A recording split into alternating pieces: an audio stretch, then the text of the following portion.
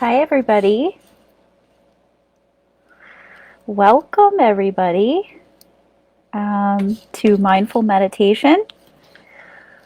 It is August 6th, 2020, and we are here together. I had somebody contact me for the Zoom link, but I only had one person contact me for the Zoom link, so we're deciding to do a Facebook Live again tonight, like we did last week. And one of these days we will get a quorum and we will have a Zoom call instead of a Facebook Live where we can do a lot more. We can have some Dharma sharing, which will be private and confidential and will not be recorded and shared. And Dharma sharing is a wonderful thing to talk about our meditation and our mindfulness practice. Um, so, anyway, we are welcoming ourselves here into the present moment and being in true relationship with what is and not what is possible, like a Zoom call. Um, but here we are tonight together on Facebook Live here on the Uxbridge Library Facebook page. And we are coming together to have the opportunity to sit mindfully, to breathe mindfully, and to study the Dharma. Dharma just means teachings. Tonight we are going to be looking at chapter 8 of Thich Nhat Hanh's book Anger, which is a anecdotal story about David and Angelina and about the habit energy of anger. It was 15 pages long, not that long, but it was pretty illuminating. Thich Nhat Hanh has a habit of deeply understanding very complex topics and concepts and breaking them down to the most simple bits, almost too simple, that it's so a child could understand it. And it just says to me that he truly understands and listens in order to understand. We are so blessed to have a teacher like Thai. Thai means teacher. It's an affectionate name for dear teacher. It means dear teacher in Vietnamese. Thai, Thay. So we are calling on Thai to sit with us tonight before we head into our first meditation sit of the evening. We are calling in. Who should we call in? Who would you like to call in? Call in your ancestors, known and unknown. Call in all of the people that are suffering so that they be able to sit with us tonight to ease their suffering. Call in all the helpers so that they may strengthen their practice so that they can get out there and help in a world that is needing a lot of help right now and a lot of hope and faith.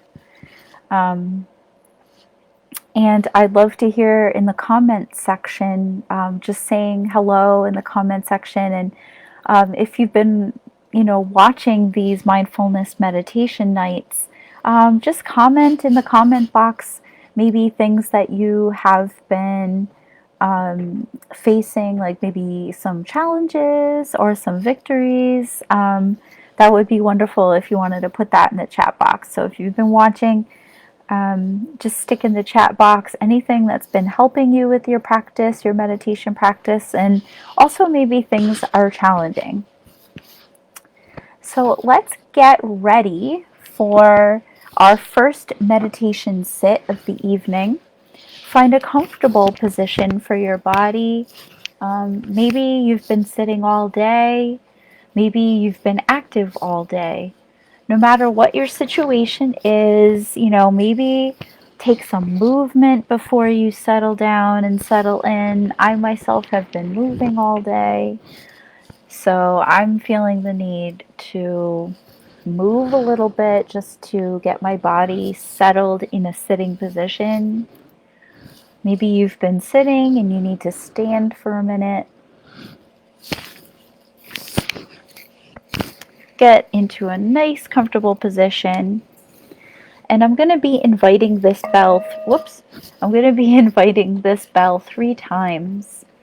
And why we invite the bell is because every time we hear the bell, it is a reminder for us to come back to the present moment so that we can return to our breath, the only thing that's here and now and in the present moment.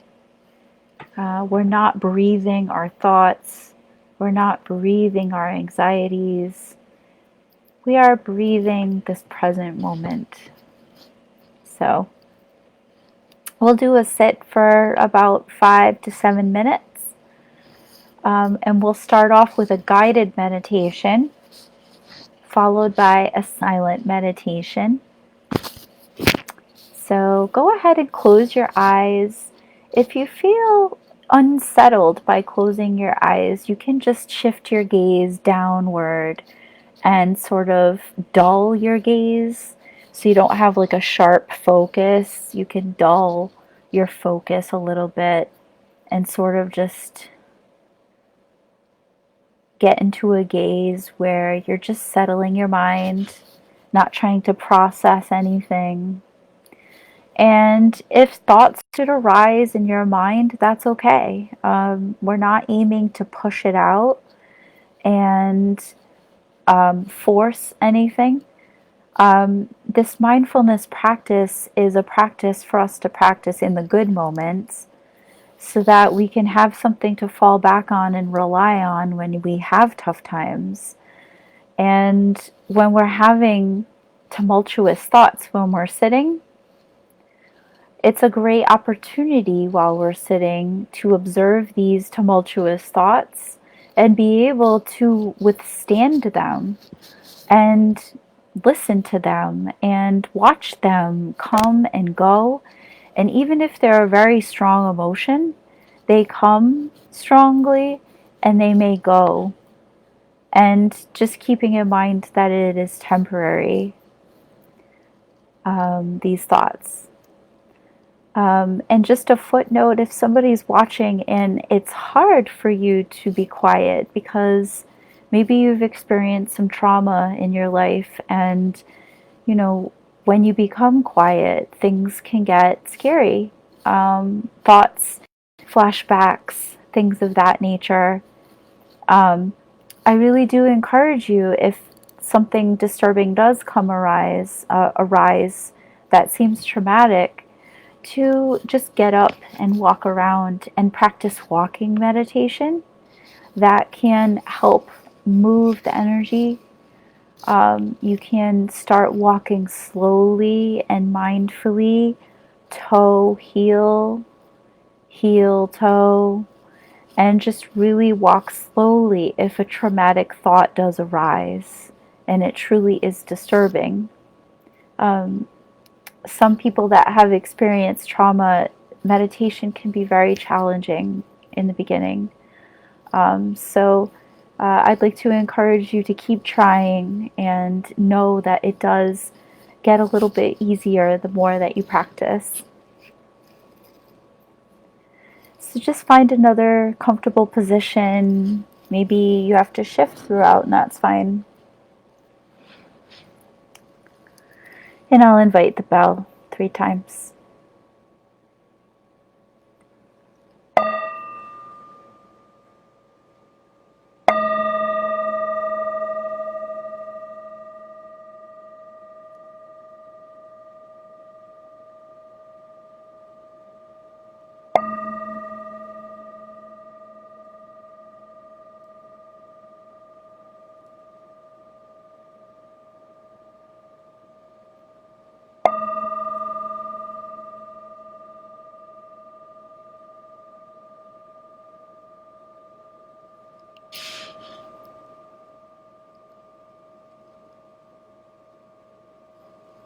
Body, speech, and mind in perfect oneness.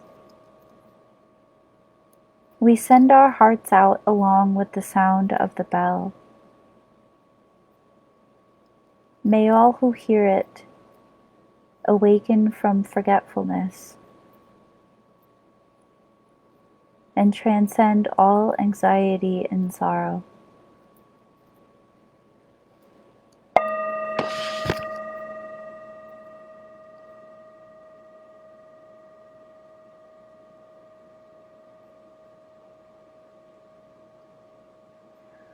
Breathing in. I know that I am breathing in. Breathing out. I know that I am breathing out. In, out.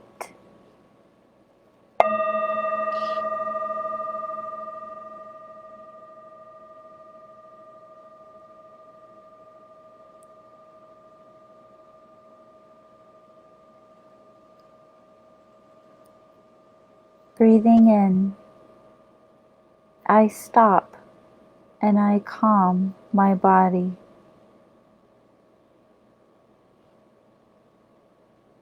Breathing out. I rest and I heal my body. In,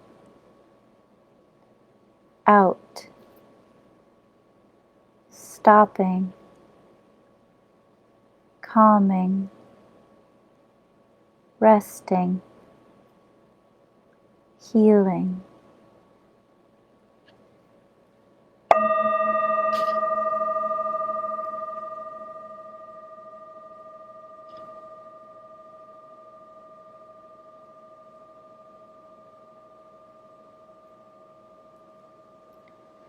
Breathing in. I follow my in-breath from its very beginning to its very end. Breathing out. I follow my out-breath from its very beginning to its very end. In, out, beginning, end.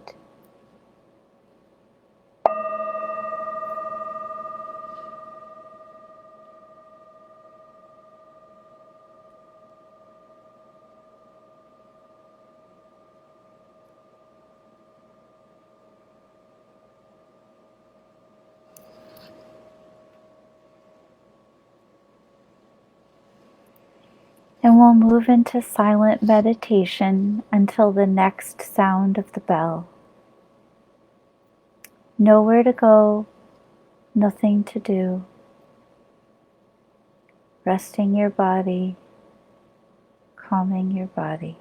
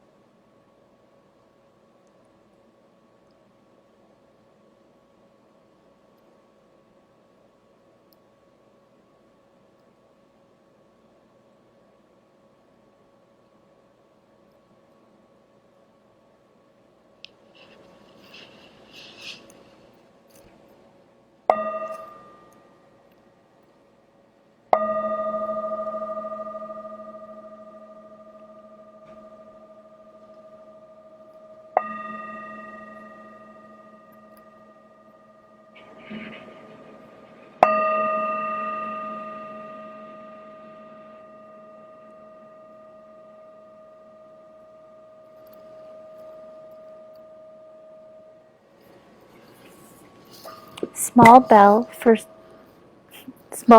stretching and massage.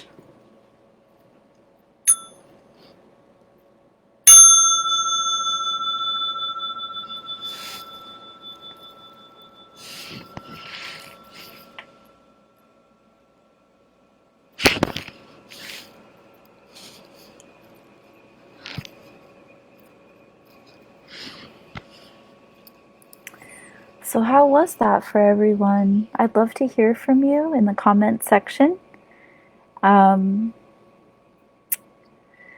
we're going to do some mindful movement now, and we will do at least 2 more sits before the end of the evening tonight together. So I'd like to ask you if you'd like to give yourself some room. I'm backing up from my desk here. So, with the lockdown and coronavirus and everything, we've been home and, just start to take like some circular movements. We're going to just move our bodies and don't, nothing too overexerting. Let's just imagine that we're a pendulum. So I'll show you from the bell here. This is the bell here, the small bell for stretching and massage. So see how it can act as a pendulum. See how it has an arc like that, and it goes around and around like that. So I want you to envision that your spine, my arm is our spine, okay? And you're just going to have your fascia and your tissue and your organs and everything. Just imagine it spiraling around your spine. So you're taking some gentle, mindful movement.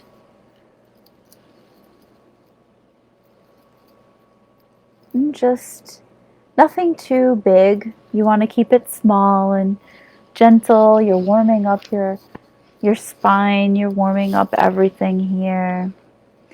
And how about just going from side to side, from one buttock to the other? You're waking up your tailbone. You're waking up your sits bones. You're even waking up your muscles that allow you to sway side to side. How about swaying forward and back, forward and back, and feeling all the sensations in your body when you're swaying. What does it feel like? What's happening in your body when you do this? I feel like my head is the last thing that follows. And I feel like the movement starts with my tailbone and then my head follows.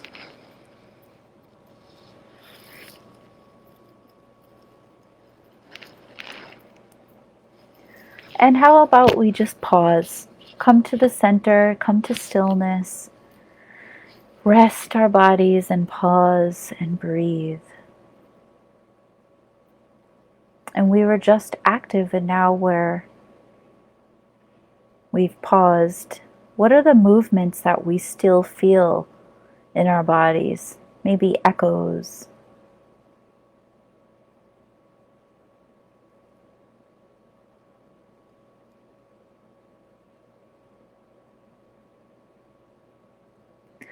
How about twisting? Can we mindfully twist from one side to the other? When we twist, we're moving everything around our spine. Imagine that everything is twisting around the spine.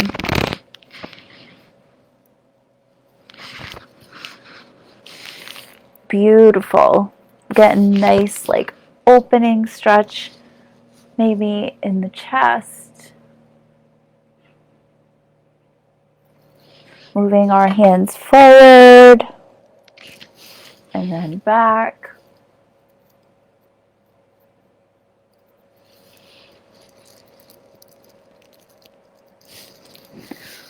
opening up. And then coming back to center and pause. And breathe. And rest.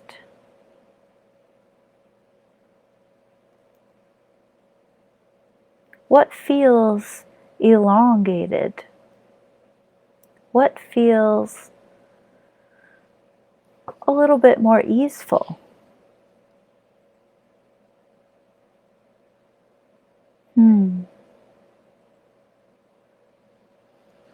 And now that we have this feeling, whatever it is, I'm feeling a little spacious, but I'm also feeling a little crowded in my chest too. But I'm feeling like spacious back here. So I'm going to focus on that spaciousness in my back. And now that I know what that feels like, I can recall that at any time. I'd like to feel spacious, like that time I felt spacious in my back on August 6th during mindful meditation at 6:24. I wish I had a memory like that. All right, so we're going to come to our next sitting meditation after we've had some time to stretch our bodies mindfully.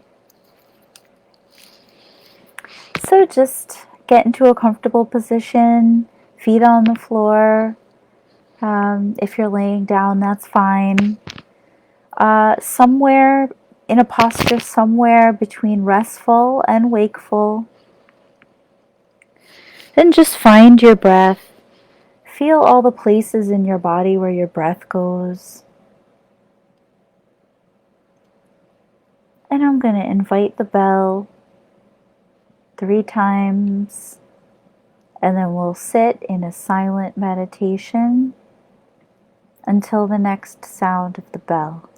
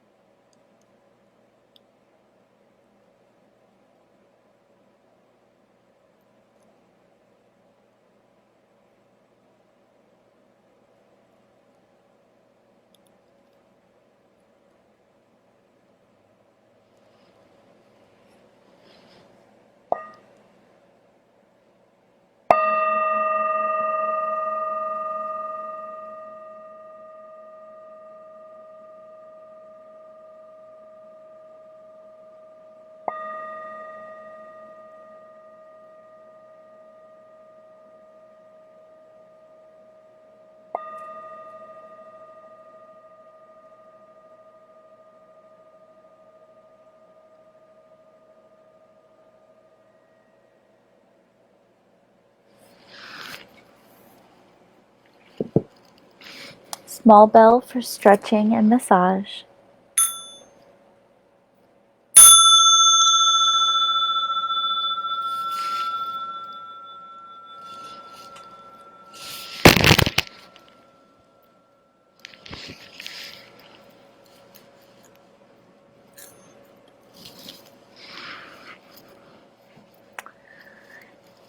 So, let's talk about Chapter 8 from the book Anger by Thich Nhat Hanh.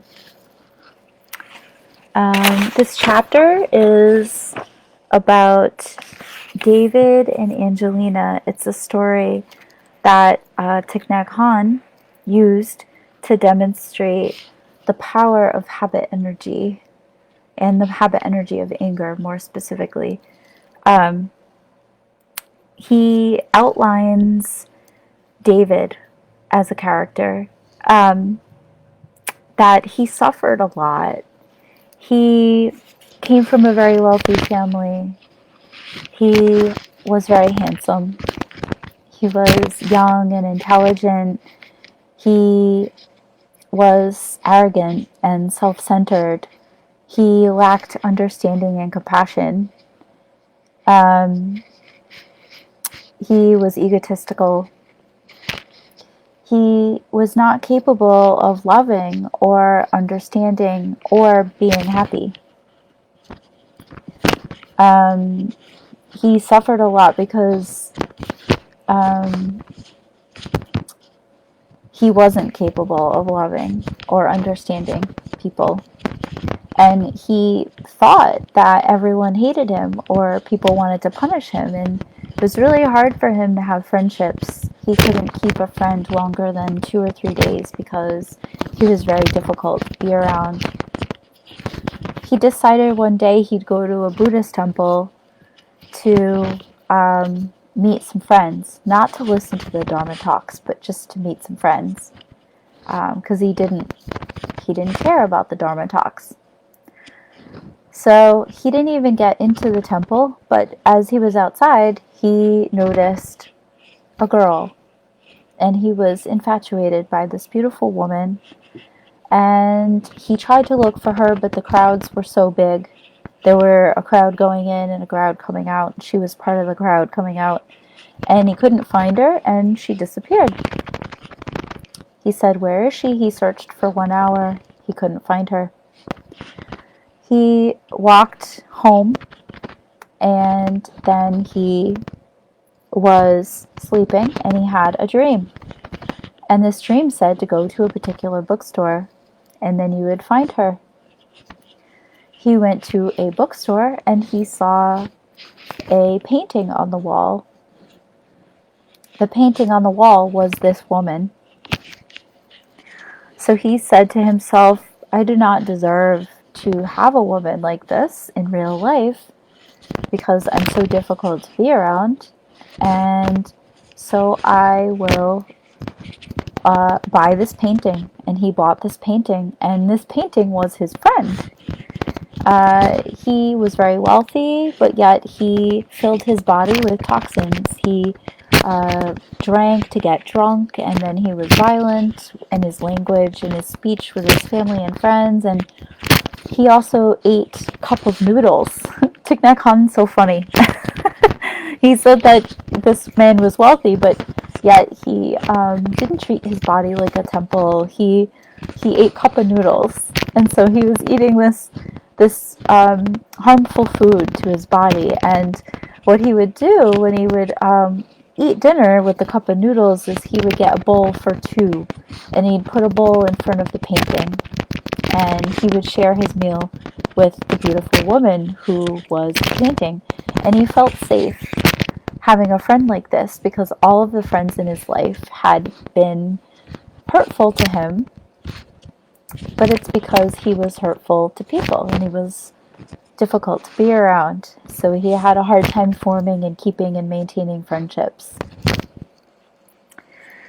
What ended up happening over the couple of days is that he realized that the woman in this painting started winking at him.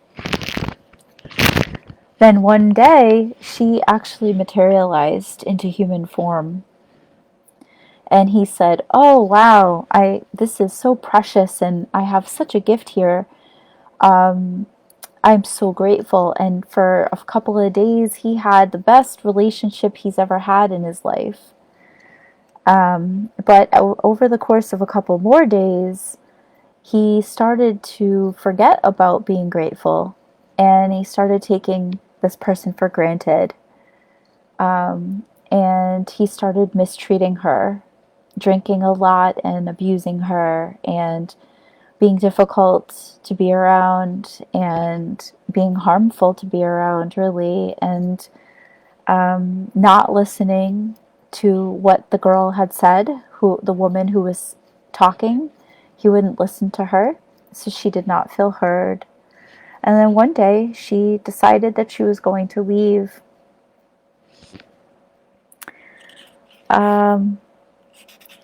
He was so distraught about this. You know, he could not reconcile his behavior and what had happened with the woman leaving, the woman from the painting leaving. And he decided that he was going to harm himself. And as he was preparing to harm himself, her words came into his head, and he realized, yes, I remember her saying something about incense, that I should offer incense with the heart of love in order to reach her. And she will know that I'm here, because she said that, when they were in love, and he would listen to her.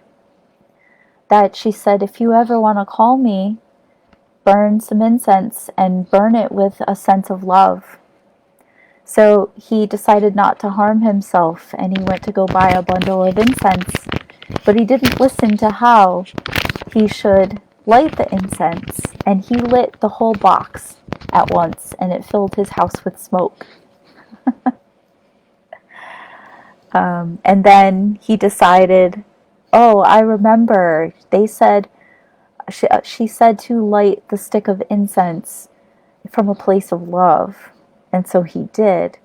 And he started to be able to look more deeply in order to understand. And he started to realize that he was implicit in the failing of his relationships, in his family, and with his partner. And he decided that he was going to take responsibility for the roles that he was playing in the dissolving of the relationships that he was a part of. And he decided that maybe he wasn't so bad at relationships after all, and that he could learn to take responsibility for his part that he played in the disagreements and causing hurt with his anger that was bubbling over. So he was offering incense of the heart, and when he finally did weep with this realization that he needed to take responsibility for his actions, the girl from the painting came to the door and came back into his life, and he had a new chance in order to repair the relationship. He started feeling more refreshed in his heart every time he was able to take more and more responsibility for these hurts. He felt a willingness to begin anew and to start over and to try to become less arrogant, try to become less difficult, try to become less angry. And Thich Nhat Hanh says in this book, in this chapter, chapter 8, where in our life can we see that we've behaved like David?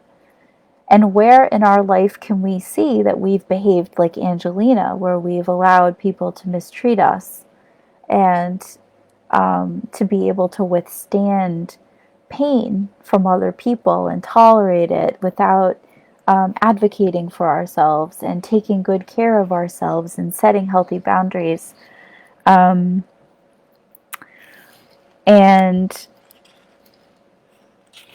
what else does he say in this chapter? That we need to take good care of ourselves, and we need to take good care of the people in our lives, and to remain grateful, because it's very easy to start taking them for granted, because then we're apt to let things slip, where we don't take responsibility for our anger, we don't take responsibility for the pain and the hurt that we've caused, instead of blaming it all on the other person, and focusing on being right instead of the focus of connecting. And the last thing that he says is that true wisdom and compassion are born from touching real suffering.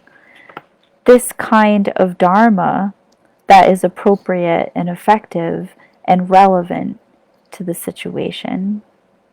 Use all your time and energy to look back and ask yourself these questions. Where is my Angelina now? How have I treated her? And if she has left, what should I do in order to bring her home again? So this chapter is all about the habit energy of anger and how it can destroy relationships, and how it can just turn over tables and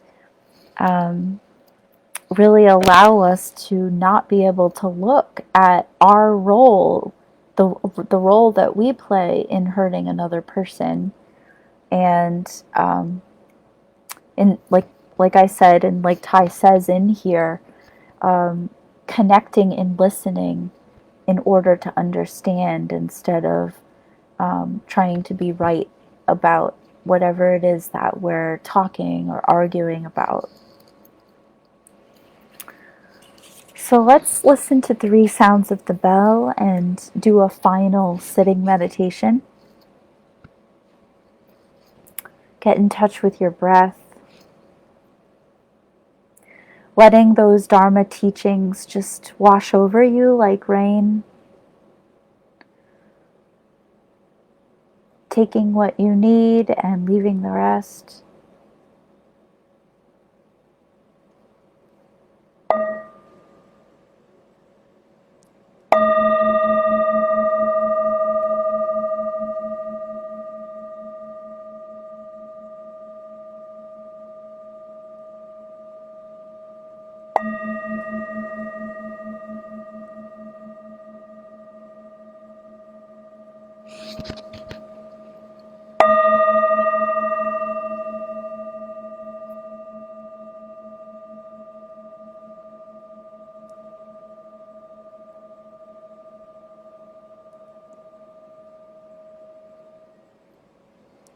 And we'll sit in silent meditation until the next sound of the bell.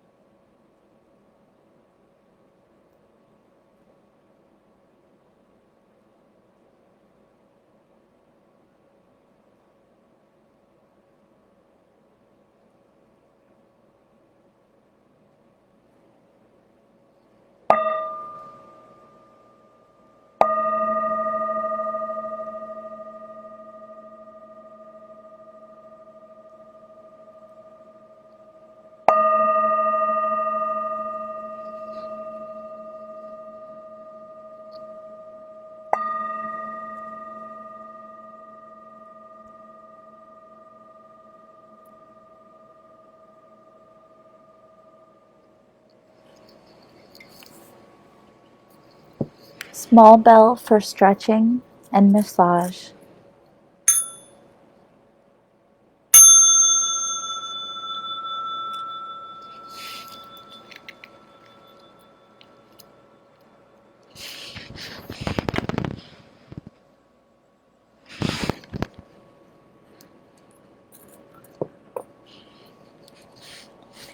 Thank you everyone for your practice this evening. Please make a comment in the comment section, um, just talking about your practice. If these videos have been helpful to you in your personal practice, hopefully we'll be back live in person at some point. It would be lovely to sit with you in person, but until then, we're going to be here virtually. And we're going to try again next week to do a Zoom call instead of a Facebook Live. So please email me at jenny.lin.z. Z is spelled XIE. There's no letter Z in that. So it's jenny.lin.z@gmail.com, and you will get the Zoom link for next Thursday at 6 o'clock. We will do another sitting and walking meditation, mindful movement meditation, and we will be reciting the 5 mindfulness trainings. So thank you so much, everybody, and I hope you have a great rest of the night. Take care.